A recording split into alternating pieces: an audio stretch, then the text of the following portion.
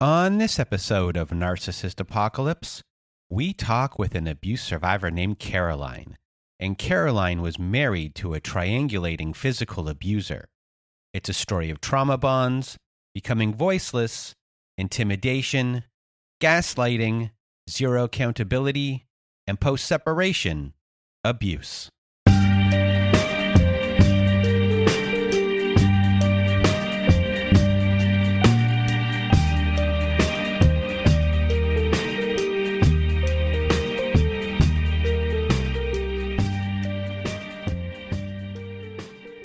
Welcome to Narcissist Apocalypse, everyone. I am Brandon Chadwick, and with me today we have Karoline. How are you?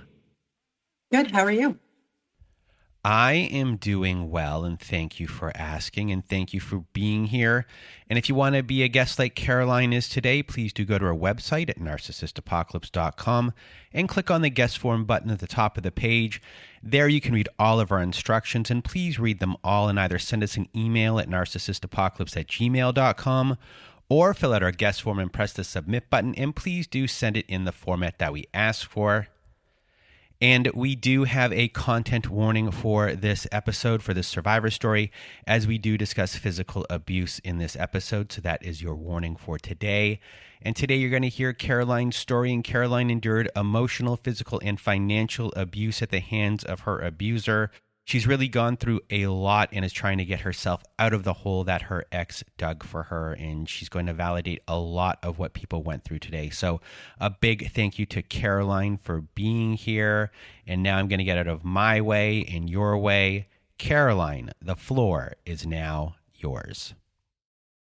Thank you for allowing me to tell my story first, Brandon, and for all of the important work that you do. I think my story is important for many reasons. One being the post-separation abuse can possibly answer the question for a lot of people of why didn't you leave?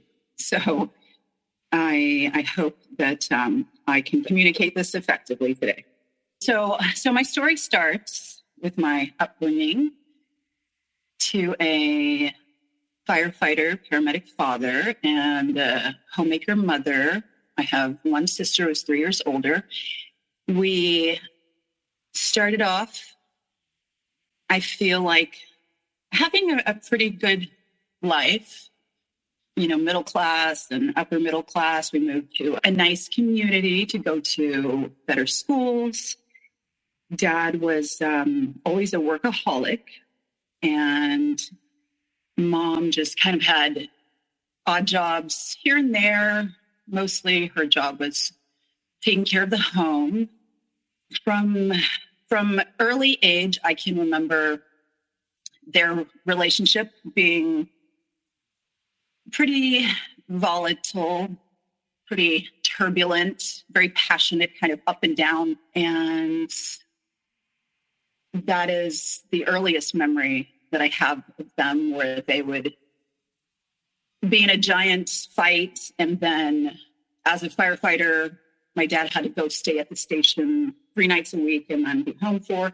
So I remember the giant fight would happen, and he would go be away from the home physically, for 72 hours. And then they were on the phone the entire time he was gone. If, he didn't have a run or wasn't working or whatever, because they have a lot of downtime at the station. And I just remembered that was the dynamic of their relationship. And in looking back now, I can piece together they were both, in a trauma bond. So that was their relationship. I don't ever want to act like I didn't have everything I needed growing up, as far as, a roof over my head, food. We had a lot of friends in the neighborhood. All the neighborhood kids would, gather and get together. That's, before technology, would go outside and, maybe like 15, 20 neighborhood kids, we all played together. And so there was a lot of good. There was a lot of good community. I can't tell you when physical abuse started in my home via my mother, but I know that it was at a very early age, maybe elementary school. I don't even remember the first time. I just know that it was there, it was present, because I was a very, still am today, I was a very nervous child. I was a very, I wanted to be perfect. I was very quiet. I was, teacher's pet physically. Like my hair had to be perfect. I had to have the perfect outfit. Like I was just aware of my physicality. I was aware of my behavior. I was very concerned about my environment and what everybody thought about me. And that was just, again, I didn't piece this together then, but just looking back, that's anxiety. And that is how the abuse from my mother manifested. So I do feel like I was the scapegoat, still am, black sheep of the family, that most of the abuse was directed toward me, my father, and my sister kind of was just on the outskirts, and my sister's personality completely different from mine. I feel like, she's more similar to my mother, just kind of wanting to push things under the rug, ignore it, go with the flow, kind of able to appease, the situation. And I don't know how internally she's dealing with that. I have an opinion about it, but that was kind of the difference of personalities between my sister and I. Whereas when I did become less shy and more vocal, I was confrontational. I was voicing my opinion, and that is something that my mother appreciated for sure. So eventually your parents opened a restaurant together and it became a stressful time. So how did this affect your family life? So as we get older, they were drinking daily. I don't blame her. I don't blame her for being so stressed out. At the time, they were drinking daily, and, my mother's background story, and it's her story, so I don't want to, invade her personal space, but her story is that she grew up with a very abusive father. So I understand why she was abusive. I do forgive her. I'm not trying to make excuses for her. Just I understand why. So that's the explanation. And she's not had one day of therapy in her entire life. So their marriage deteriorated. They were absolute workaholics, especially my dad. Never had a day off. Maybe had hours off, but never took a day off. I'm pretty sure he was, just putting work in place of bonding with my mother, trying to avoid her. So their relationship deteriorated, but they would still, do the date night or, the passion, or when he was not physically present, they're still on the phone, this trauma bond. And there was always talk of infidelity. They would be just fighting. She would just be saying inappropriate things in front of my sister and I, and dragging us into arguments, and just chaotic. The fights were chaotic. They were very loud, very dramatic. So my mother was verbally abusive, physically abusive toward me, toward my dad. I remember her, she would throw things at him. And I remember him being injured one time by Crystal and having this giant gash on his hand that he sewed up himself because he was a paramedic and knew how to do that. So I was very close with my sister growing up. We were very different. But I do remember being very aware that everybody liked her more. I do remember that. And she was just the easier child. She was agreeable. I could have a lot of like girl and boyfriends. I had a lot of platonic boyfriends growing up, right? I could have both, and it was easier for me to be friends with the boys. And she was like the girl's girl. She was just, all the little girls loved her, right? So growing up, we were very close. So she worked the restaurants, and again, like everybody loved her, and I really fought against working in the family business because I was like, you guys are fucking crazy. Like, I don't want any part of this. It's so stressful. You guys are fighting all the time. Like, but I was forced to work in the restaurant industry, which was good for me because I feel like if you can work in the restaurant industry, you can really do any job. It's a very difficult job dealing with people. So I was dragged into working there for many, many, many years. But I would often rebel and I'd go work at another restaurant.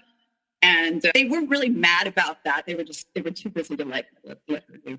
And then I would always come back because the other restaurant was even more dysfunctional than ours. So that's how that went. My sister always had like long-term relationships, always had boyfriends. So when I was still at home, I think I was maybe 16. So she would have been like 19. I think she moved out with her boyfriend, moved in with him. And so I was alone with my mother, and my dad was still a workaholic, and, their relationship was terrible at that point. And as a teenager, my mother was still being physically abusive to me, but I was definitely starting to be vocal about it. I never hit her. I would restrain her. She was just out of control. She would attack me. She just needed to be medicated and wasn't ever. And she was just angry. And I remember I had a boyfriend in high school who kind of just moved in and ended up living there. And my parents were like, cool. You're experiencing abuse from your mom. You're experiencing the relationship of your mom and your dad, where your mom is abusive towards him, all the explosiveness. You're experiencing your sister, who has internalized a lot of things, and you are the scapegoat. So when it comes to relationships, what is your belief in them? And when it comes to kind of who you are, like, what are the issues that are being created during this time that might hinder you in the future, good and bad ones? And was the relationship during this time that kind of pushed you away from your parents at all? Yeah. So I actually, this boyfriend, I did move out of the house with him to a different city. And that was the first time out of the house. And the way my beliefs were, I did believe in relationships. I did believe in marriage. I did the good that I took from my parents' relationship was I was a very hard worker. I was, very domesticated. I thought when you're in a relationship, the positive part that I saw of my parents was you're a team. We're going to work this out because you're going to work because it's your duty.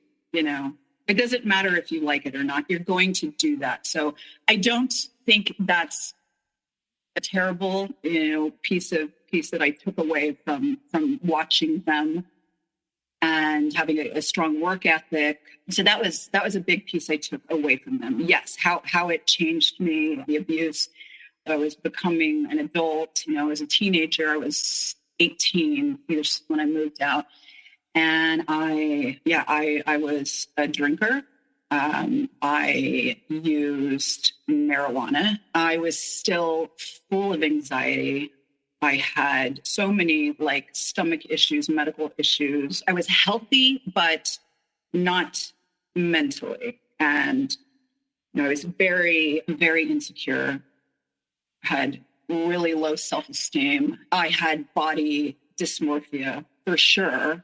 And that's how that manifested. And my relationship with this person that I moved out of the house with for the first time, it was completely chaotic. My behavior, not that he's, an innocent angel or anything. We're kids, but I was very insecure. I was very jealous. I know, looking back at that time in my life, my personality, I 100% needed to be medicated as well. I needed to be on antidepressant, anti-anxiety, because it's manifesting. You're angry, you're insecure, all that is just depression, And I had been to therapists before, but I had never been treated with anything.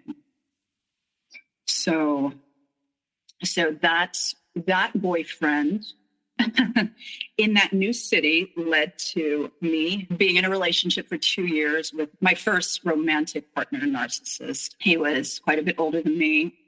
So I ended with that guy for 2 years, go down a very dark path of doing hard drugs with him, all the things. He's selling drugs out of my apartment, which he does not pay for. He does not keep a job. He was violent. He was physically, verbally, all the abusive. And he did end up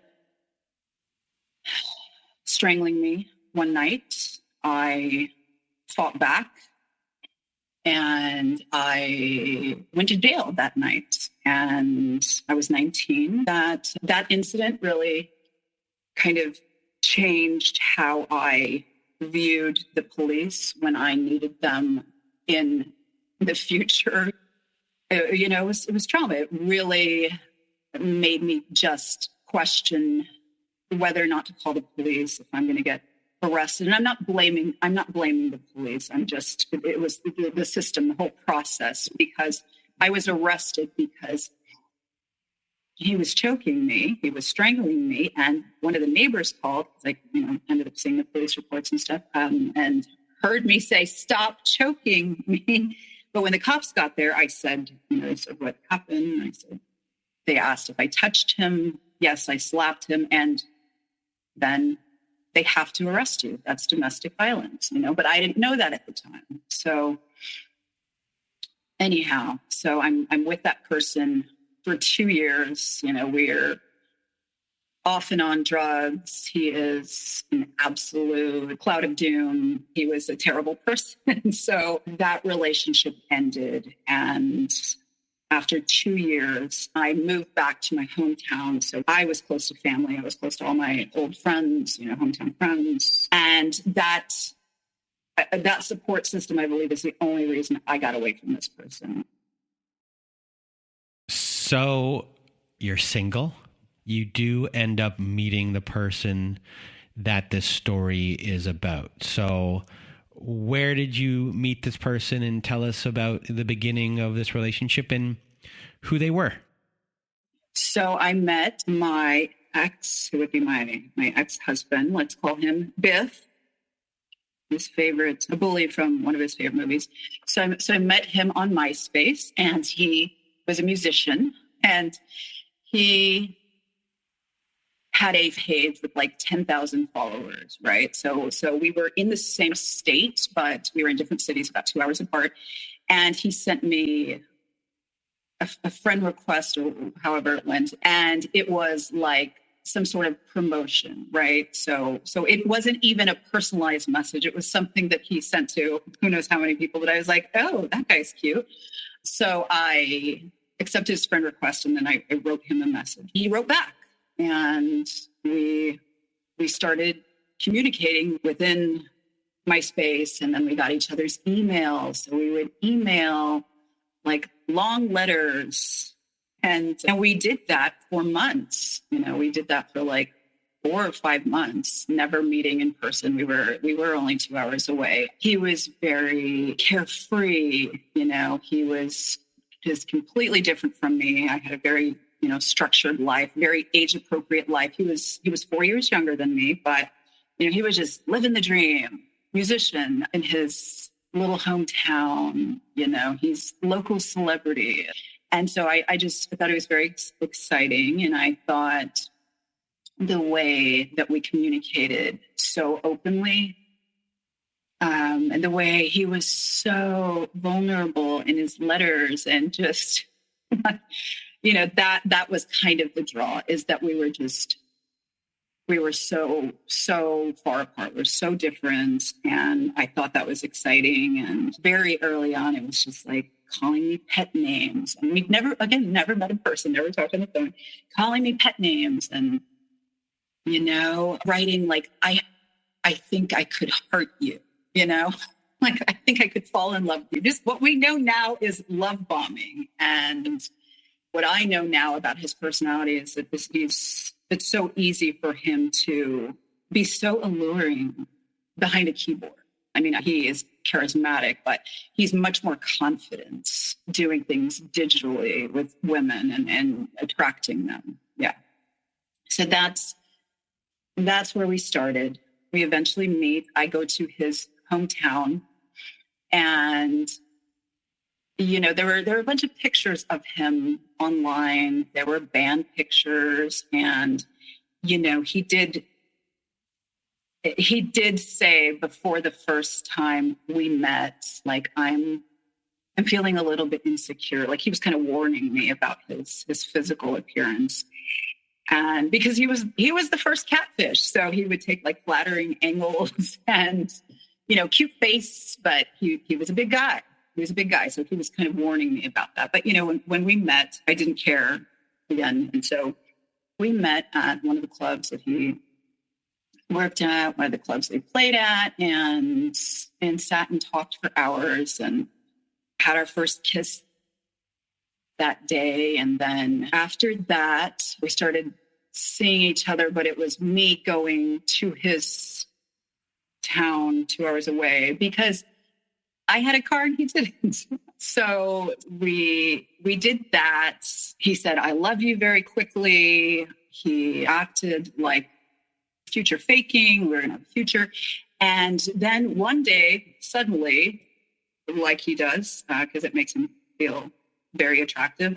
So I went to his city and we were on what I thought was going to be a date. And he said, I'm in love with someone else. And this was like, 2 weeks from our last date where he just loved me so much. So I remember we just sat there at this little bar. And I remember him waiting for a reaction from me. And I said, okay. And I ordered another drink before I had to drive off. And I said nothing. I mean, I think he wanted a big reaction, but he didn't get one. And that's how I operated for many years, and part of that was me trying to be like, pretending not to be jealous. That was part of that, but part of it too, knowing that he wanted the reaction and downplaying it and not giving him what he wanted. So it was consciously both of those things. So that was the first time that we broke up pre-marriage. But then he continued to like, oh, you're not going to try to text me. You're not going to try to call me. You're not going to try, and I didn't. I just ignored him.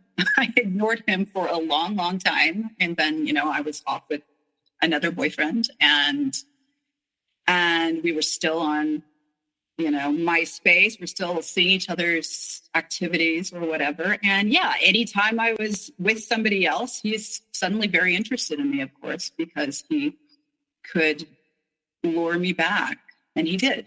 And so we moved into more serious, less surfacey. Every time we got back together, it was a bigger commitment in time, in what we were doing. If we were hanging out with my family or my friends, it was closer to a relationship than it was that first phase, right? This was like the first situationship before that was a word. So So we did that for years, for almost 5 years, and, kept breaking up and getting back together. And in the, we're still living 2 hours apart.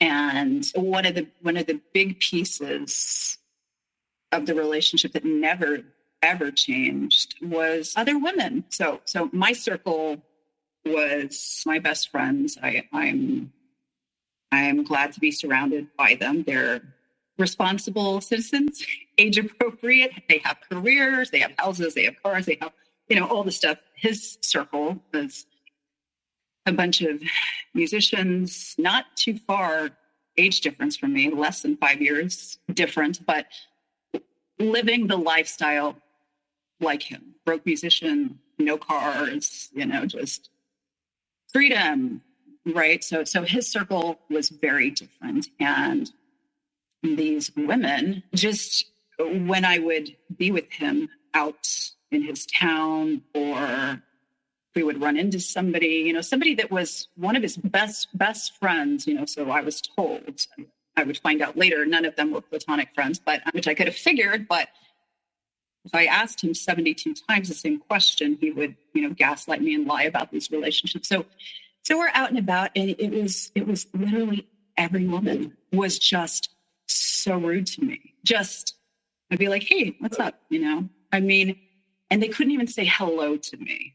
And maybe I'd say hi a second time, like, oh, she didn't hear me, And it's like, we're not children at this point.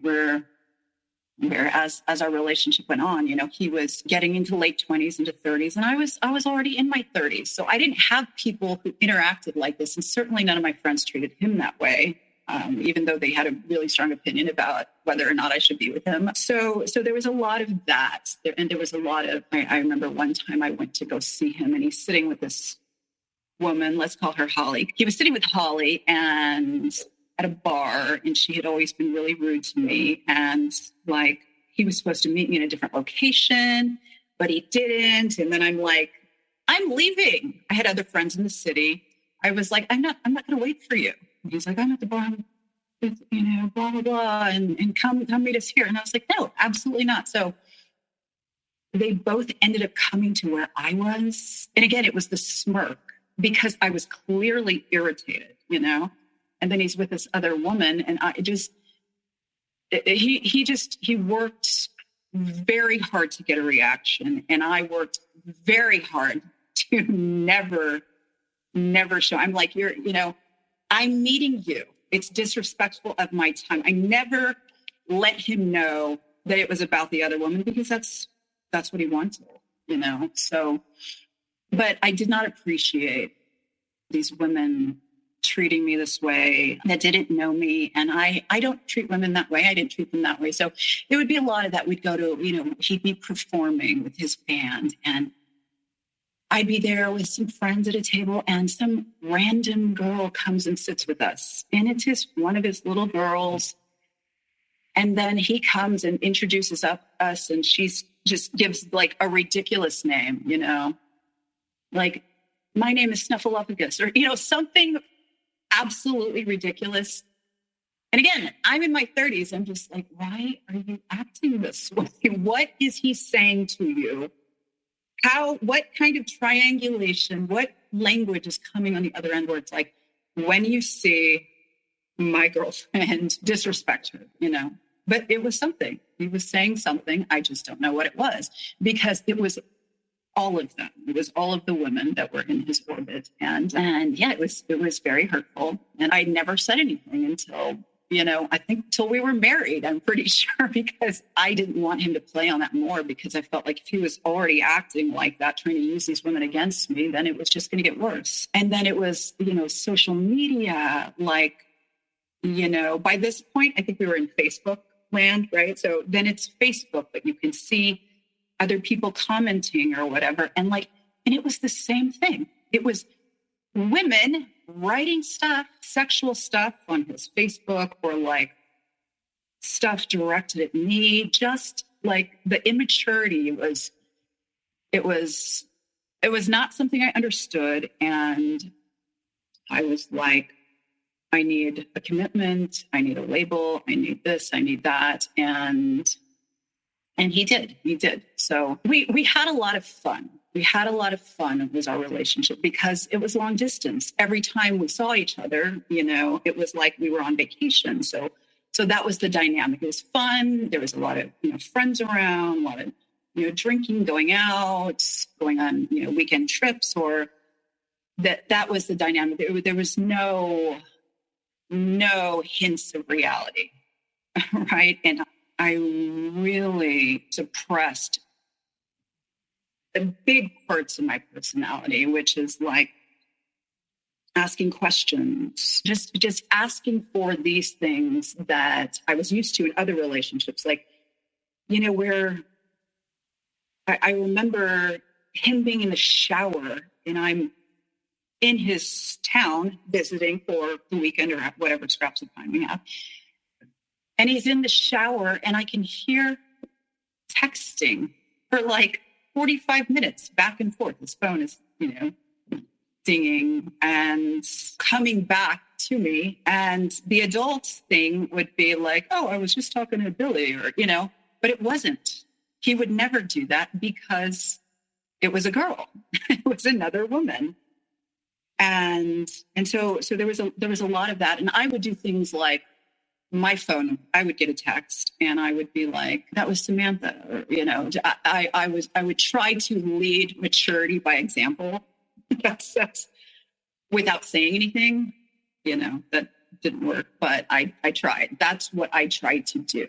And so he was very arrogant. I feel like this last phase pre-marriage of our relationship, I feel like he was becoming a little more mature. He started to think about more or talk more about his career path was still in the music industry, but it was more, you can make a lot of money doing his job that isn't being a musician, you can make a lot of money. He was just so carefree and irresponsible. He didn't know how to manage things at the time, but I could see him making an effort to take these jobs that are high paying. But his lifestyle was still like, if I would come into town sometimes and I'd get in at 6 or 7 p.m., he's asleep because he's up all night, working sound at the club or working with the band. And it's the middle of the night. And then they're up drinking all the rest of the night. That was kind of his lifestyle. And mine was the complete opposite. So the part of his personality that was important to me, that he sold me on, is kind of just innocence. Like I thought relationship-wise, sexually, we were on the same path. I was never promiscuous, sleep-around person. I had a boyfriend, and then I was, having relations with that person. And that's how that went. I was never different. So he sold me on that's kind of who he was, even though he's working at nights and working in clubs and working around the staff and being a musician. Like that attracted all of the women. That's what that did. If he was a computer programmer, looked exactly the same, had the same personality, none of these women would be anywhere near him. And he really sold me on monogamy, and like, I can't even be with a woman unless I really have feelings for her, that's how I feel. Those are my thoughts. But he just sold me on the fact that he was exactly like that. And that was very appealing to me, and I didn't know at the time that it couldn't be further from the truth. So eventually you do get married to this person. And after a few months of marriage is when the mask starts to really slip. So what happens here after you do get married? So after we get married, I foolishly thought that because he married me, that, all of these relationships with women were done, or, going to be respectful. And I also had changed sort of my tactic and how I communicated with him. And I was like, I'm your wife now. So I started asking him questions.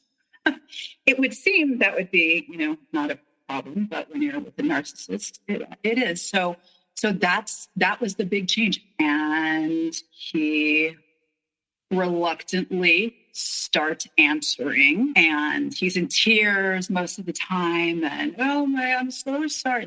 So basically everything about his platonic relationships, everything about all these women who were awful to me, there was some sort of sexual tension or some sort of situationship with them as well.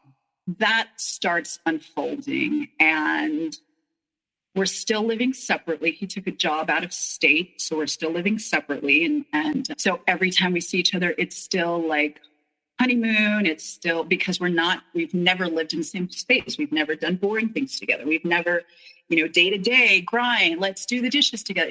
That's not happened. And we're married now. So he has his own apartment in a different state.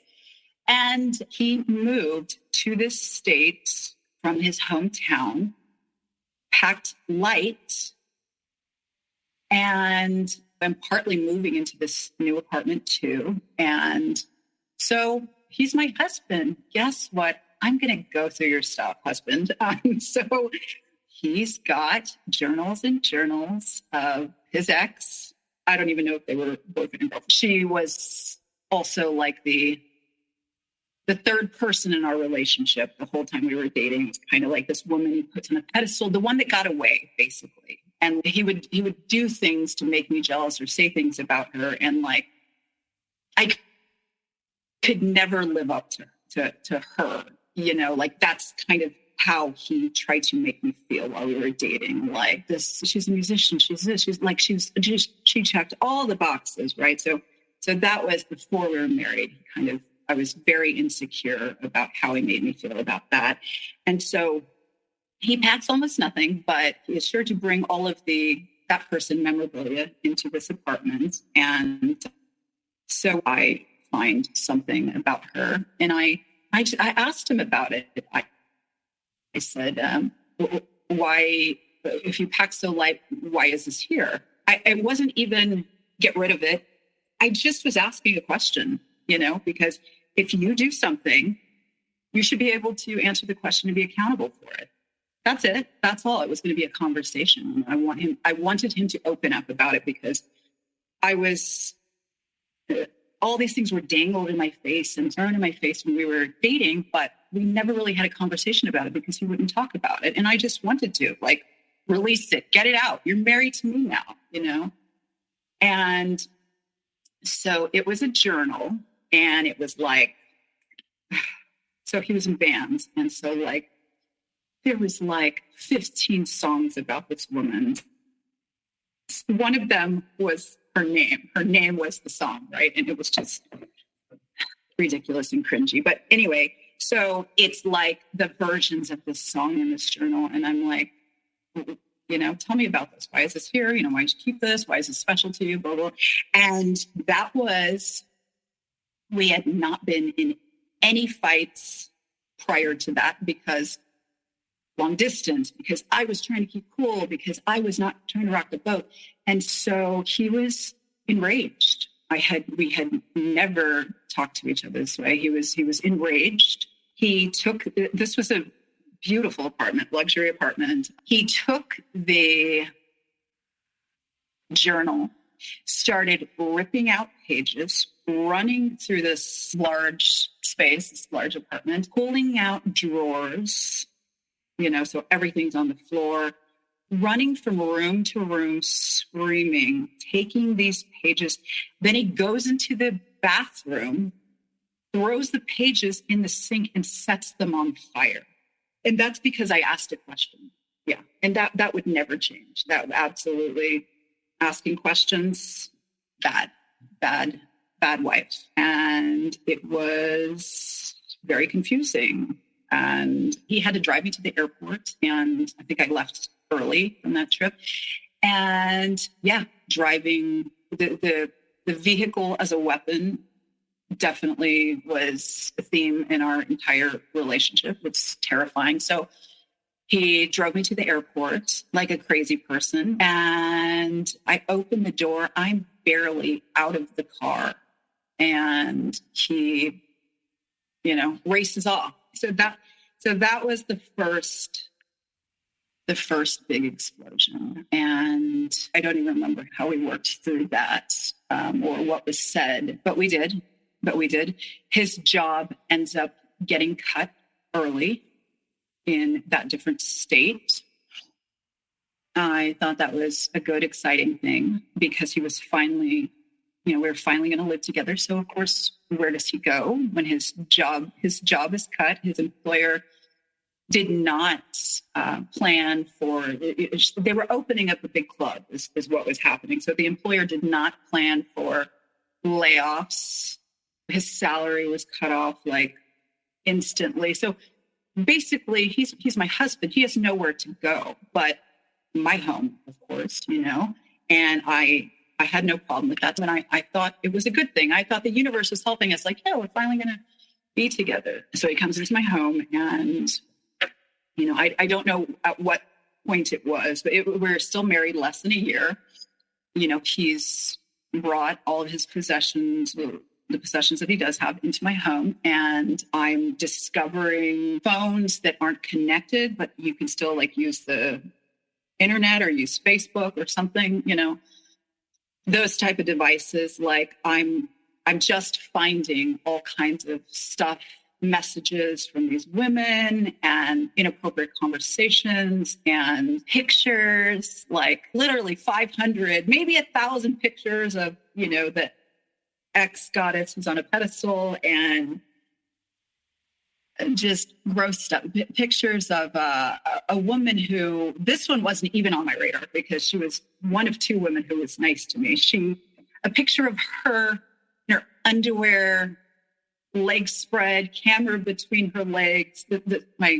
My now husband living in my home is in possession of these things. And he brought them into my house. And so I'm going to look through his stuff, especially since trust is iffy. And yeah, so I find things like that. I will never forget this message because I had to take it around to my women friends who were behaved in an age-appropriate way. So the message from this person who wasn't even on my radar says, the one with the legs spread picture, the message, she was pregnant, she's married, she was pregnant, and he said, how's the pregnancy going? And her response to my husband now says, my tits have never looked better and I have orgasms in my sleep.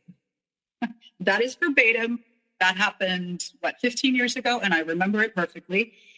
And I literally went around to women, girlfriends or acquaintances, and I said, and gasp was their response. I'm like, should I be pissed off at this?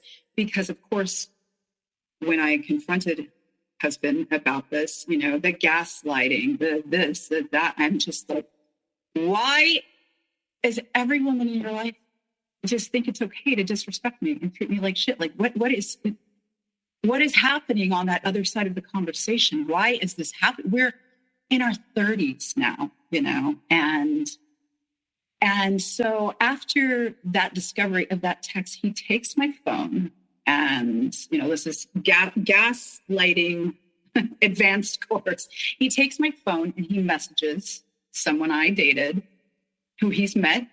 Person was very nice and kind to my husband, and he texts this person, an old college love, and writes, I don't even know, it's just something flirty or something sexual.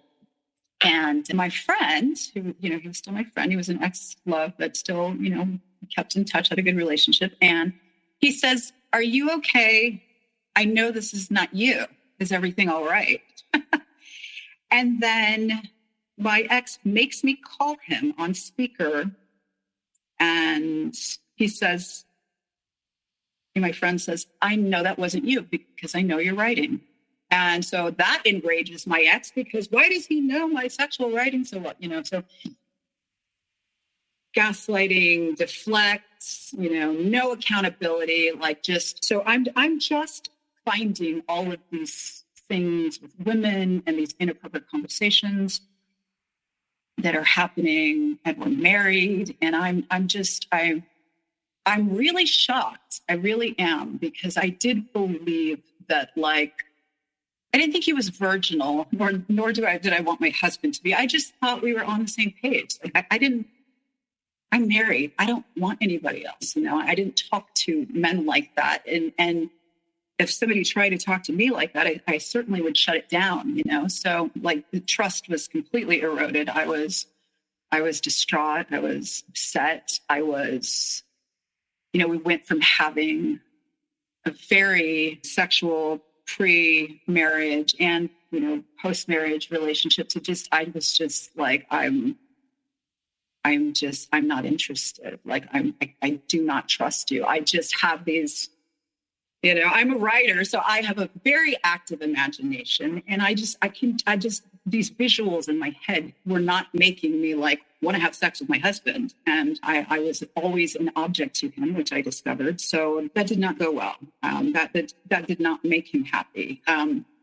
So he's convincing me that he wants to work on the marriage. I am just like, I'm devastated. There's, a man in a marriage isn't the only one who wants it to be sexual. I'm devastated too. I'm sad. We start seeing a therapist, and I wanted him to be male so that I was sure. I mean, these are the things I was doing. I was conscious of it. Like, I don't want to be being a girl about this, So we got a male therapist, and I remember him saying, you think the war's, he was telling my ex, you think the war's over, but she keeps stepping on landmines, because I never stopped finding, till the end of the marriage, I never stopped finding stuff from other women. And it was online. Doesn't matter. It was inappropriate, but that's who he was, behind his keyboard. He's just this big flirt, and he's just ridiculous. So at one point, he moves out of the house into his mother and father's house. And I told him I wanted a divorce. I told him I could file for an annulment, which I could have, because nothing that he presented about himself was true. I had also, after getting married, he was in student loan debt, credit card debt, check systems, the IRS, the Department of Revenue. Like, he had 10 credit cards in default. So I was just like, I can get an annulment for fraud, and they're going to grant it because nothing you presented was true, So he went away to stay at his mother's, not even for very long, but, he wasn't trying to accept that we were getting a divorce. He was complying at that time. He was listening to what I said, which was, leave my house, go stay with mom. And so, worked his way back in, of course, and with the promise of, stop talking to these women and go to therapy and be transparent. Like, it was gross. Trust was completely eroded. I didn't trust anything he said or did. It was an awful feeling. And I was like spending time looking through his stuff and looking through his messages and looking through his phone and his computer. And it didn't make me feel better, but it was like an OCD process. It was like, okay, this is one thing I have to do today. It created so much anxiety, this distrust and I was already, I already had anxiety. But that's what I did for a little while, is just look through all his stuff all of the time. And it was not fun. This was not a fun, like, sexy honeymoon marriage period. It was a fucking nightmare, So also during this time, from the notes that you gave me, he's beating on inanimate objects, destroying expensive things, destroying doors on cars, windows, things like that. And you're still trying to make everything work, even though you wanted a divorce, but he's acting like he really wants to repair things. So you start to go and really look for a therapist that is a good fit for both of you in this situation. And in the process of all of that, as you mentioned, he has all of this stuff that you keep on finding so many different things digitally. And he then takes it upon himself to throw everything out, as if throwing everything out is the end of all of these conversations. But there's still this distrust that is going to be there. So after this happens, how do things evolve or devolve?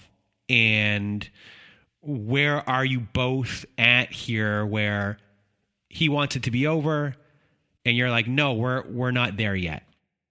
Breaking things, the tantrums, like the one he had in the out-of-state apartment, just rage, out of control, breaking stuff that cost a lot of money in my home. This wasn't community property home. Yeah. So it was just, it was just a, push and pull. It was like, I was getting further and further away, and he was losing control. And he knew he had to create this chaos to get my attention. It was bad attention, but it was attention because he knew he was losing me. I broke up with him while dating for less, and I'm married now, and I'm accepting all these horrible things that he had to know that I wouldn't, that his days were numbered as my husband, and he was trying to hold on to that. So yeah, he was so physically out of control that and he was bipolar, he was on meds, then he's making all these promises. He wants to get better. He wants to repair this, And so I'm like, why don't we deal with your meds? Because I don't think you're on the right meds, because you wouldn't be having these outbursts. You wouldn't be having these tantrums, So then I'm distracted by that, I'm taking it upon myself to find the best doctors and the best nurse practitioners and research meds. That's what I'm doing when I'm not looking through his phone. All of these things are taking up so much time and energy. And I'm not focused on myself, at all, of course, because I have a giant, toddler I'm married to and taking care of. So it goes on like that. I'm caretaking. I'm trying to make my home life calm. I'm trying to prevent these episodes, and in my mind, therapy and the right med might calm him down, right? I knew nothing about narcissism. I didn't think this was a look over here, manipulation. I didn't, that did not occur to me. I thought, this is mental health. This is, he's my husband. Now I have to help him. So again, what I was taught growing up, duty. This is my duty. I'm his wife. I have to do this for him. I have to help him, If I get a divorce after, fine, but I'm going to help him. If I get a divorce during, fine. I'm still going to help him. That's my personality. That is who I am. So yeah, it's just a volatile relationship. I'm really just getting super depressed. I didn't want mutual friends to start not liking him. And it was so it was humiliating, it wasn't a fun thing. It was a lot. I did think that I loved this person. I don't feel that way now because the person I married didn't exist. So I can't love something that's not real. But at the time, I really did love him, but I was still going to divorce him. And I was still going to let that go and just chalk it up to we got married too fast, obviously. Didn't know him at all. And I was going to be fine with that. And I would have been fine. It would have been a very different future for me. So all this chaos. And my dad died suddenly. And it was less than 2 years into marriage. He died. It was a sudden death. And that was kind of the piece that would disable me and keep me in that marriage. The piece that I couldn't overcome because I was down for the count. I was not able to work, not able to function really at all. And so my ex was able to gain control completely, including financial control. And not blaming my dad for sure. I just know that my health deteriorated, my mental health deteriorated so quickly that there was no way that I could fight all of those things at once. I couldn't deal with the death and like, let me divorce this out of control madman. Like that wasn't even my train of thought. And now he was supporting us. He had, as abusers do, had escalated to physical abuse. You know, first it was like wrestling the phone out of my hand when I'm trying to call the cops or, you know, call his parents. You know, his parents, his family from the beginning was, you know, very negative force in our marriage. And when I told them there was abuse, you know, they were so dismissive. They don't believe me or don't give a shit. You know, in their mind, I'm the problem. So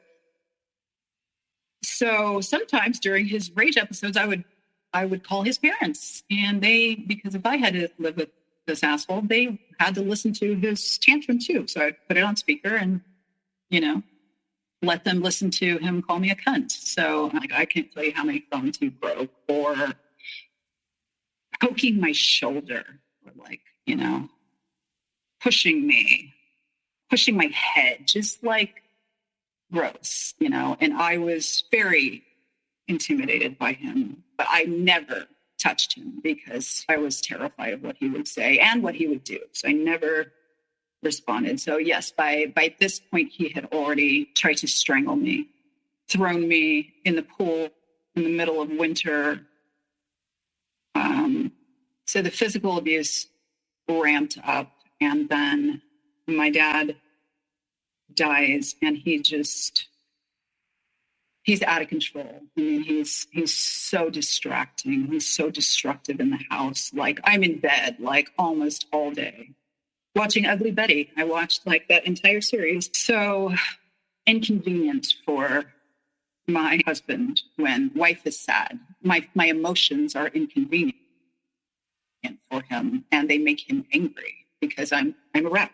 I'm trying to grieve. I'm not even able to properly grieve because he's so out of control at this point. You know, he's doing everything to get my attention, even if it's negative attention. You know, and he's just throwing drinks in my face, throwing things at me. You know, just daily bullying in the home, daily dickery. This is how, if he's not being physically abusive and verbally abusive, it's just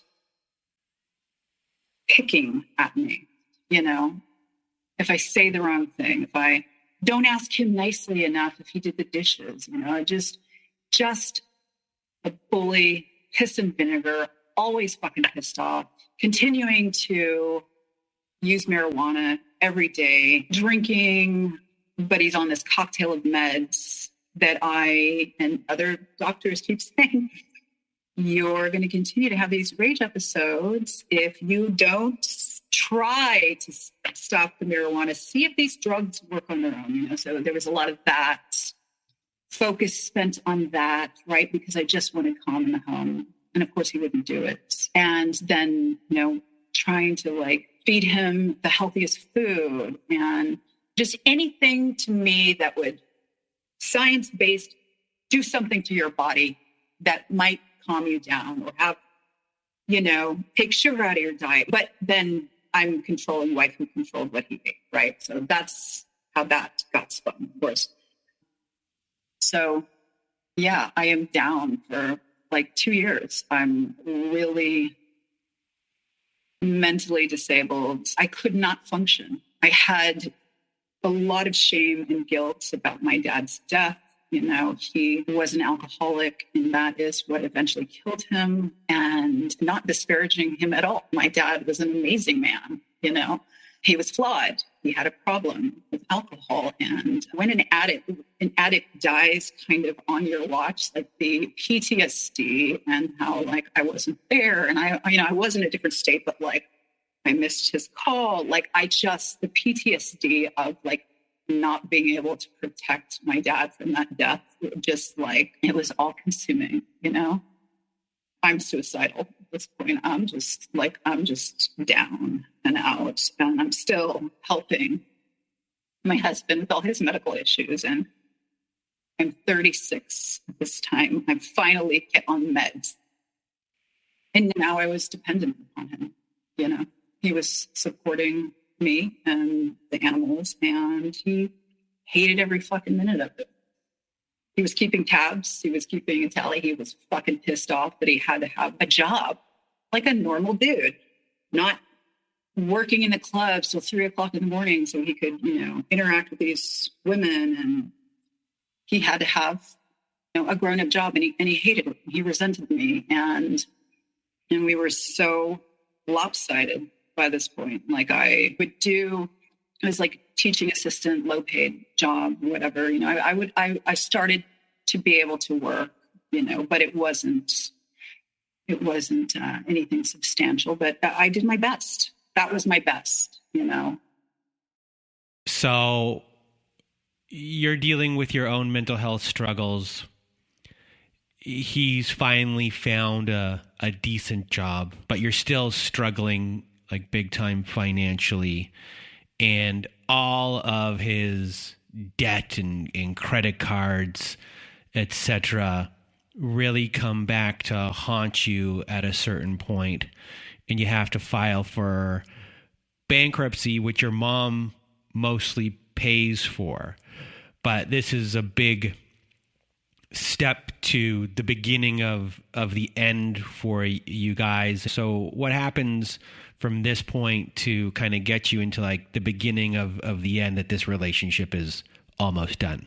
Yeah, he was able to file for bankruptcy on his own. So that did not affect me. It was his bankruptcy.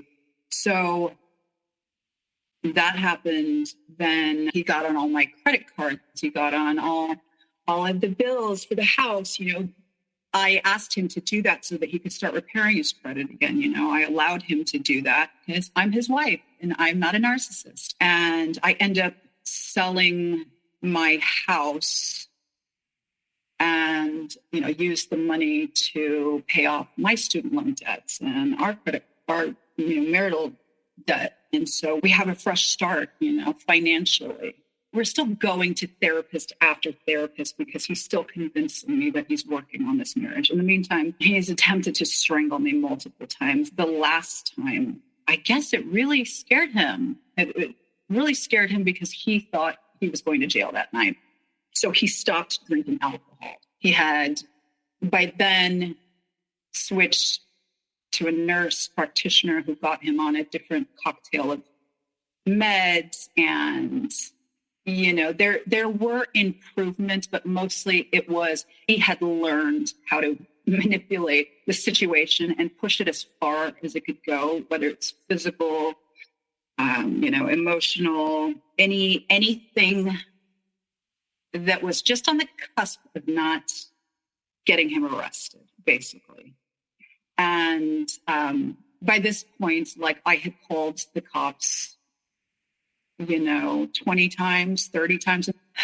So every time the cops got there, I said that he didn't touch me because he had just intimidated me. I was terrified he was going to say something that wasn't true. I had still to date never laid a fucking hand on this crazy person because I didn't know what he was going to say or do. And so he knew that. He knew I was going to keep covering for him. And he just, when I would be on a 911 call, he'd either be pretending to be on a 911 call or he'd be on one and start, she came in and she took my laptop. So, I don't know what she's going to do with it, but it was that. And sometimes he wouldn't even be on the fucking phone with 911. He would just be saying these crazy things. And I would be frantic and terrified that I would call my mother. And I would say, here's a credit card, or send her a picture of my credit card. Like, you're going to have to get me out of jail. Or like, call the pet sitter. You're going to have to come take care of it. I'm going to be arrested tonight. This happened multiple times. Okay. So no, I wasn't going to have him arrested. I regret it, but he showed me what a monster he was. And so I hate that he's not a felon. He should be. Even if he's not in jail, he wouldn't have gotten to do some of the things he did post-divorce. But yeah, he evaded all of it. And I helped him. I helped him not be a felon. So you were really living in fear and are in survival mode at this point. And eventually you do sell your house, your marital house, to save up money, and you rent for a while. And then you buy a home again, but the abuse continued. So what happens from here? I was completely trauma bonded at this point. It was almost 10 years in now. I got prison sentence. So we're 10 years in.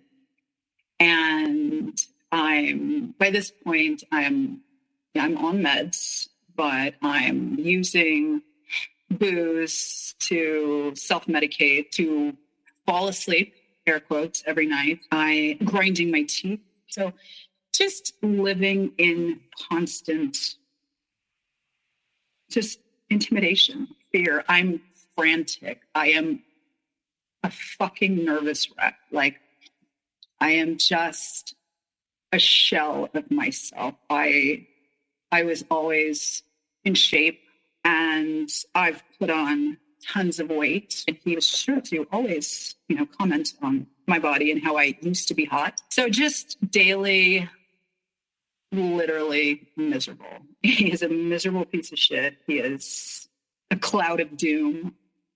Every day is just suffering. I try to make the best of it. I still had 5 dogs at this time. We have animals. I'm an artist. So like, there are things that I care about that I try to distract myself with. And he's at this point, he's emboldened. He doesn't give a fuck about anything. He knows he's evaded any consequence. He just hates me, storms around the house, slams things. He can see that, like, I am just like so jumpy. I'm like a wreck, right? I have PTSD. That's what that is.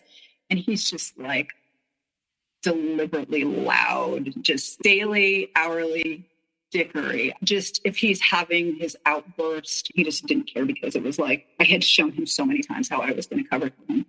So, lots of times I just want him gone. Like, go somewhere, go to a fucking luxury hotel. I just want him out of my face and out of my space. And he wouldn't. He refused to leave. So I would be like, not even able to see because I'm like crying. And I would have to drive to the park. There is a park centrally located to where we live that nobody should sleep in the middle of the night. But a lot of people do, because they don't have another place to go. I had to sleep there. And I had a beautiful home to go to. And, I couldn't, like, this happened multiple times because I was such a wreck. Like, I couldn't even go check into a hotel lobby. I had credit cards. I had means to go check into a hotel, but I couldn't even do that because I'm going to walk in and I'm a wreck. And he refused to leave, And then when I'm sitting in the park in my car, he's rapid fire texting or emailing or calling, like, not to make sure I'm okay, but to still fight and argue and tell me his point and tell me why, I leave for nothing. You're so dramatic. You call the cops for nothing, just minimizing when I'm clearly like I'm frantic. I had never used that word before this marriage. And I was just, that was my state. I was frantic all of the time. It was not a fun way to be. So anyhow, it was the beginning of the end in that last house. And so he moves out while I'm visiting my mother for the first time since COVID. And he flees the house because he had gotten a new therapist at this point that he would only see on his own. And so more gaslighting, more emboldened, the therapist has never met me. So his therapist convinces him to leaves while I'm on vacation and moves out of the house. And I'm still completely trauma bonded and still reliant on his income. And so I'm very concerned. And I'm like, you're paying these bills. Like that just keeping a roof over our heads, me and the 5 dogs was my first concern. Absolutely. So it's like, you can go, but what is the plan? How are you paying for 2 households? Because you're paying for this one. You're still married to me. So he just was in absolute discard phase again. And he hadn't shown that since dating.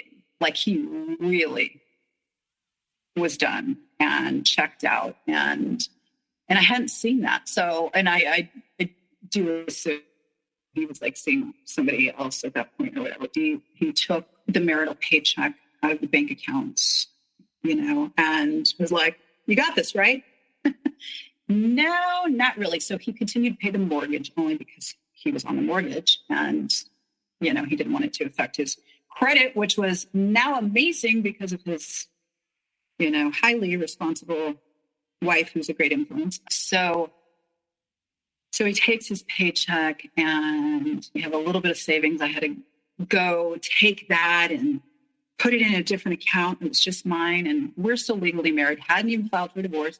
But I took the savings account. I have no way to buy food, pay utilities, pay for the dogs, but I stole the bank account. So yeah, that's his take on that. Like it was everything.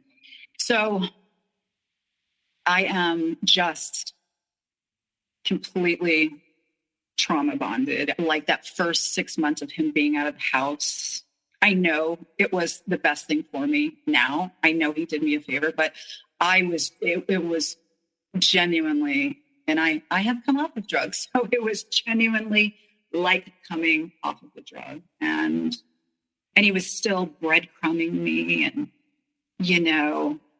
being like, we're going to get divorced, but we're going to be best friends after. And that's going to be way better than our marriage was. Like, dude, we were never friends at all. Not during marriage, not pre-marriage. So we're not going to be friends now. But he would say this. So he would give me these like little glimmers of like, maybe we can do that, because I was still in fog. I was still in that headspace. And then I was like, how am I going to survive? So finally, after 6 months, he wouldn't return the paycheck. He was talking to me when he wanted to, wasn't accepting my phone calls, wouldn't take a meeting about divorce, wouldn't help with the dogs, wouldn't do any of these things. And I was like, you can't stay married to me and not do anything that a husband does. You can't do that. And so I know he would have kept that going forever. He didn't want to divorce me because then I get to go do whatever with whoever. So he thought that he was just going to not live with me, not have joint funds, but I was going to be available just in case, he needed me. So I forced him to file for divorce, and he did reluctantly. But by the time he had, it had been 6 months. So he filed for divorce, and I was actually like, I was accepting of it. I was realizing I was becoming familiar with like the laws and alimony and all of these things. And we started in mediation, which would have cost $7,000 for a divorce with no children. Totally fair, totally reasonable amounts. So we were in mediation, but in our particular law firm means we have one attorney between the two of us. And so we sit there on Zoom and negotiate, right? So we did this for 10 hours, not in one day, not in one session, which is unprecedented. Mediation should take about 2 to 3 hours with the number of assets that we had and no children, right? That's what everybody across the board was telling us. We're at 10 hours. We have come to 3 deals, all of which at the last minute, he refuses to sign, even though he agreed to all of these things. So he's trying to get me back 2 more hours. So 12 hours total, right? He's trying to get me back in mediation. But this time, he can't concentrate. Of course, he would have signed a bad deal because all wife does is yell. He can't stand that. So he was trying to get the joint attorney to have him in a breakout room. And then little bully coward can't face wife. So he'd be in a breakout room and be like, okay, I'll give her, 1 year alimony, and then have the attorney come back to me. So just going back and forth. So we're not actually able to see each other or talk to each other. This is how he wanted to do that last 2 hours of mediation, even though we had come to already 3 legal agreements that he wouldn't sign at the last minute. And I said no. And so he was not used to me having a voice at all. I was still a shell of myself, but I had started to, talk back. I had started to absolutely stand up for myself finally. And he got an attorney. And he said I didn't need alimony and all these other lies. And that was the beginning of the end for me financially, basically, because he knew I couldn't afford an attorney without putting it on a credit card. Oh, by this point, at the start of our divorce, we were debt-free except for the house. And so I had to hire an attorney on a credit card. And then he proceeded to take me through 10 months of the most ridiculous and expensive emails in the history of everything. I was fighting for things that he didn't give a shit about. It was just to waste my resources, to exhaust me, to wear me down. So 10 months, finally, the deal that we come to, air quotes, is the shittiest fucking deal in the history of deals for me. It is awful. No one in their right mind should or would sign it. And I wasn't in my right mind. I just wanted a divorce. And I was $30,000 in with my attorney to get a divorce and to end up with less than I started with. I was just having to have somebody to help defend me and answer these crazy 3-page letters that my ex's attorney would send. And that's resources, that's money, that's time, And yeah, so 10 months in, I was just mentally done. The month before he finally signed this shitty deal, my shitty deal, I was asked to commit myself to the state hospital while still married. And I would still be there. I would still be married. And I know I would still be in that hospital because he would have had control over my health. And I couldn't take care of myself. I couldn't take care of my health because my job was to divorce this person. And he was relentless. And he was stonewalling me. I tried many times, even though I know he's an unreasonable person. I tried dozens of times. Talk to me, work this out with me, not the marriage, the divorce, stop. I'm done. It was torment. He enjoyed it. He knew I would literally tell him, I'm done financially. You win, you get your wish. Now stop, sign this so that I can figure this out after, get out of this fucking mess. And he wouldn't, but so shitty deal is on the table that contains traps because I was trying to stay in the marital home because I was not in a condition to move. I was in with 5 dogs. We can't really be renters. I didn't know what we're going to do. That's why I was fighting so hard for a little bit of stability to stay in this house. But he was on the mortgage, and he had to stay on the mortgage because, our incomes were so lopsided at this point. I couldn't get one on my own. And so he put in these traps with the mortgage. If I made a mortgage payment late, that he could request the court to sell the home, right? And so it was a trap clause, it's what they call it, but it wasn't even if I was late and like it affected our credit. It was like the mortgage is due on the 7th. If I paid it on the 10th, that was considered late because the language was so big, right? And I fucking signed this thing. I signed this shitty deal because I would have signed anything just so he would divorce me and this would be done, right? At the end of 2022. And so I am trying like hell. So we're legally divorced. Judge signs off on it.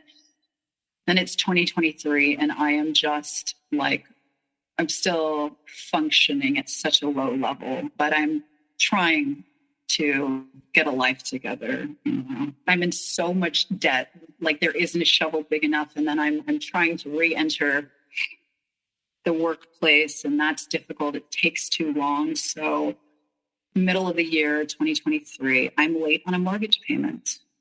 And he has his attorney send me a message. So you were late on this payment. So we're going to sell the house, blah, blah, blah. Just like blasé, right? Really casual. And I said, at this point everything was taken from me. I don't have children. So I was just like, why don't you go fuck yourself, to the attorney, right?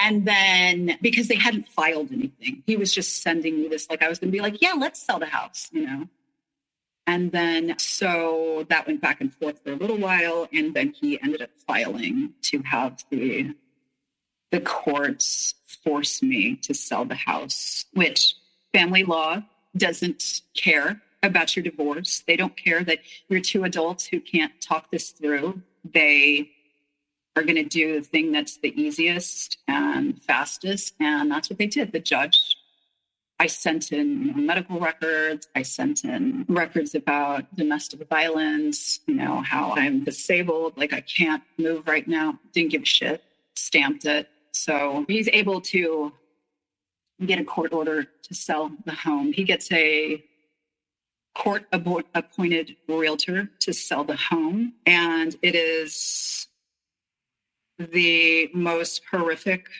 process. This last piece, selling the home, convinces professionals and this realtor and everybody working on the sale of the home, he convinces them to treat me like crap, to not speak to me. So it's sold within 43 days because he, forced us to go back to court. He got the judge to overturn the property settlement agreement that I paid $30,000 for. He got the judge, because at this point I didn't have an attorney, to overturn it, which absolutely never happens because I was sitting there without an attorney. I couldn't do anything about it. So he ended up getting 50% of the equity at the time of filing for divorce. And I got like a quarter. So I got shorted, and I had to do all of the staging, all of the open houses, all the scheduling, all of the coordinating, getting the pets out of the house. Like I did the, packing, all of these things. I had to do that in just an unreasonable amount of time. And all while all of these women are just treating me not in a professional way. And it was a dehumanizing process for sure. And I got so shorted on my last assets that if I had gotten that, all of the equity that was needed, that definitely would change this last year for me. So then I was supposed to be able to sign a lease back so that I could move slowly while having a nervous breakdown after selling the house forcibly. So they did an illegal eviction. I was supposed to have 90 days to leave with the lease back, and they gave me 7. So now you're post everything here and you have to start brand new. So what has this process been like as far as your healing goes and just the financial aspect of everything and starting, from scratch in a lot of ways? The healing process of that I married a monster, that I married someone who that I didn't know, that it isn't human, is, I guess, the parts that I've healed, fully. There's no love, there's no, So I feel like I had, because I accepted so much and I kept going back to him and staying with him, I sometimes feel like the universe just was very sorry, but had to show me post-divorce, because I wasn't getting it. I wasn't letting him go. And I had to see who I was dealing with. As far as healing, I do feel happier than I have ever felt. But at the same time, I am in the worst financial situation still that I've ever been in my entire life. And I'm not sure how these two can occur at the same time, but they are. Yeah, it's a struggle that I shouldn't be in. It's a weekly, sometimes daily, of, am I going to feed us this week or today? And it sucks. I have returned to work, but I was in I'm in such debt that, I haven't been able to come across that. I'm in the first 10 months of not being married, not being litigated, not being divorced, and not being financially abused. So this is 11 months. November is 11 months, is the first 11 months. So it's a struggle. It's a struggle that I worked everything. I worked hard for everything that I had, and it's gone. It was taken away purposely because it titillates him. And so, I know that I deserve for things to turn around, but it's been hard. And if you had any words of wisdom for everyone listening, what would they be? I will say that make having a strong support system a priority. Make sure that you have that. I still have met people who have not filed for divorce from their narcissist. So I would say that I promise you it seems difficult, but life is much better without this cloud of doom in your life and this negative person mass in your life. And the person that I was before I got married has come back from me, but much better. I know that can happen for everybody. And because you wasted so much time with this relationship, you can come back even better and stronger than you were. And I know that's possible. And it takes courage to leave, but I promise it's worth it. Yeah. Well, Karoline, I really want to thank you for being here today, sharing your story, all of the details to validate what other people have gone through, your feelings, the reasons why you stay. A lot of people are going to hear everything that you said today and take a lot from it, whether they're in the relationship still, and help them get out of it, or they're out of it and they needed validation and you gave that to them today. And everyone is listening to you today and giving you a big hug. And for everything that you've been through a lot, and emotionally, physically, financially, and it's a hard place to feel like you're starting from the beginning and in a hole to get back to where you were. But part of that has started in a sense of getting just back to who you are and the strength of that. And everyone is going to, at home, rally around you, even if they don't reach out to you, that they're there and they're thinking of you. And I just can't thank you enough for being here with us today. Thank you, Brandon. Well, thank you, Karoline, for being here once again. And if you want to be a guest like Karoline was today, please do go to our website at narcissistapocalypse.com. Click on the guest form button at the top of the page. There you can read all of our instructions, and please read them all and either send us an email at narcissistapocalypse@gmail.com or fill out our guest form and press the submit button. And please do send it in the format that we ask for. Also at our website, we have a support group. So if you need support, we have a support group by clicking on the support group button at narcissistapocalypse.com. Inside, you'll see that we have Zoom meetings every Wednesday night, Thursday afternoons, and Saturday nights. We have forum boards for you to post on to get the validation that you need from survivors just like you. It is a wonderful group of people on there, and you can make a lot of friends too. So if you need support, join our support group today. And we have friends of the show called Shelter Movers, everyone. And Shelter Movers can be found at sheltermovers.com. And what they do is they help you get all of your stuff out of your home and into storage. And that can be your pets and livestock too. So if you're trying to get out of domestic violence and coercive control and you need help leaving the home, getting all of your stuff out of the home and into storage, sheltermovers.com can help you. And they are only available in Canada. It is a donor-supported charitable organization. So if you need help from them or just want to donate to them, go to sheltermovers.com. And that is it for today's episode, for today's survivor story. So for myself and Karoline, we hope you have a good night.